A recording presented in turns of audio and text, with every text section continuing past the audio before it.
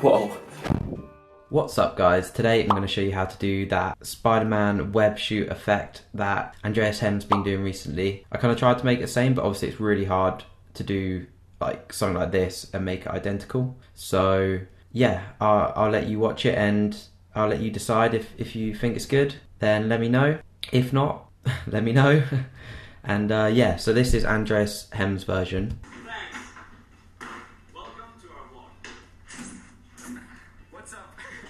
So yeah, that's the effect I was trying to like imitate. I actually got dared to do this in the comments, so that's why I'm doing this one right now. Okay, so for this effect, you just need two shots. You need the shot where you like pretend to do the spider web shoot, and then you also need the shot where you sort of kind of like react to grabbing the camera. The link for all of the things you need to do this effect will be in the description as well, so if you want to download them, then the link is there. So the first thing I'm going to do is import this web shoot string right here. And all I'm going to do is go up here to the blend mode and turn that to add. And it's a bit light, so what I'm going to do is open up the color correction pressing Command 6 and go to exposure and just turn up the white on that so we can see it a bit more clearly. And then also, if you go to the beginning of this web shoot, there's like a puff of smoke. So you can make that a bit brighter by just bringing up the mid-tones. Now what you want to do is, let's put a marker on this clip when the web shoot starts to happen. So just about there, I'm just going to click M on the shot, and now it's just brought up that little marker. So now I can line it up with when I kind of do the action to do the web shoot. So where is it? I'd say about there. So I'm just going to line that marker up with the timeline. And there it is. Now what I'm going to do is move forward a couple of frames and use a transform tool to move this in position. So it's like coming out of my hand. I'm going to make the web shoot a bit bigger, so it just fills up the screen up here. And then I'm going to move it again. Oh no, move it again to there. Okay, and now what I'm going to do is go down here and use the distort tool, and I'm going to hit the keyframe button up here. I'm going to turn the view into 50%, and I'm just going to move back and forward a frame and try and match the web with my hand. So we're just sort of like tracking it really. So every couple of frames, I'm just going to move the move this one right here to line up the web with my hand. And you want to make sure you use just this one on the side here, because it's going to make the web look like it's attached to your hand and give it like a bend.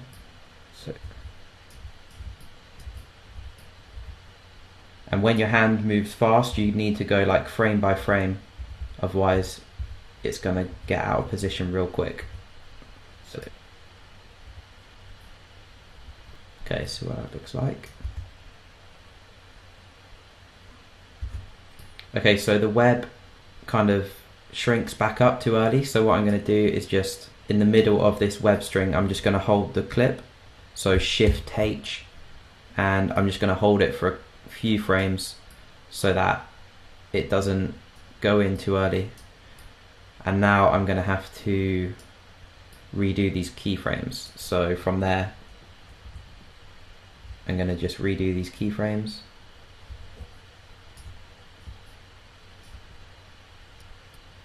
Okay, that should be enough. The next thing I'm going to do is just add a mask to kind of like blend this bit into my hand a bit better. Shape mask. And I'm just going to use this to feather out the start of the web. So like that, and then I'm going to click invert. And that's just going to feather out the start of the web right there. Okay, next thing I'm going to do is get the big web that's going to cover the screen. Okay, I'm going to use the web splat now and just put that over the top, and I'm going to put another marker where the web opens up on the shot, so just right there, that's going to be the start of it. And I'm also going to change the blend mode to add to get rid of the dark spots so we can see it. And you want to put this just as the web shot touches the front of the screen, so right there, or maybe one frame earlier. And you might have to hold this as well just to make it a bit longer depending on your shot, otherwise it might disappear when you do the transition. Okay, so now that's all done, I'm just going to turn this into a compound clip. And now I'm going to use a transform tool to add a bit of motion.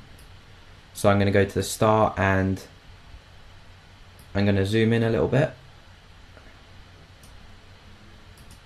Click the keyframe button at the start, and I'm going to go for a little pan up first. So the pan up I'm going to do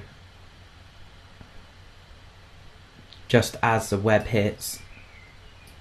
I'm going to stop the pan.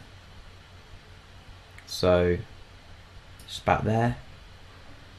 And then what I'm also going to do is go back one frame before the web hits, and I'm going to hit the rotation tool, keyframe button, move forward two or three frames and just rotate the shot like that.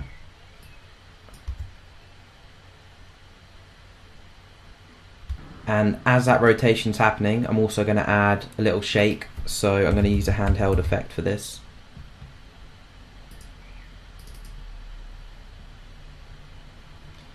I'm going to put it down to 0. I'm going to go just before the web hits, hit the keyframe button, move forward 3 frames, actually no, move forward 2 frames, turn up to about 16, move forward 2 frames again and turn it back down to 0.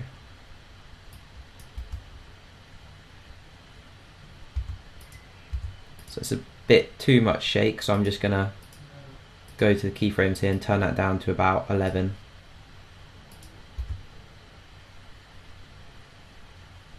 That's that bit done. And now all that's left to do is just add the transition as I'm pulling the camera towards me. So to do that, I'm just going to use the smooth zoom in transition. The link for this will also be below if you need it. So smooth zoom in, I'm just going to drag that there, delete that one.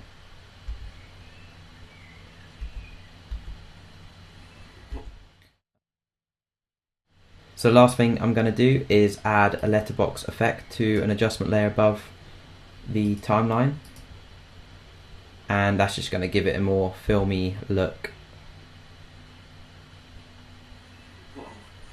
What I'm going to do now is just add the sound effects, so 2 sound effects in the download folder, and you can use either, but I'm just going to use this web normal sound effect, and that's going to go as the web is fired right there. I'm just going to move it across like that, and then I added a whoosh sound effect to the transition. This sound effects from my latest whoosh sound effects pack.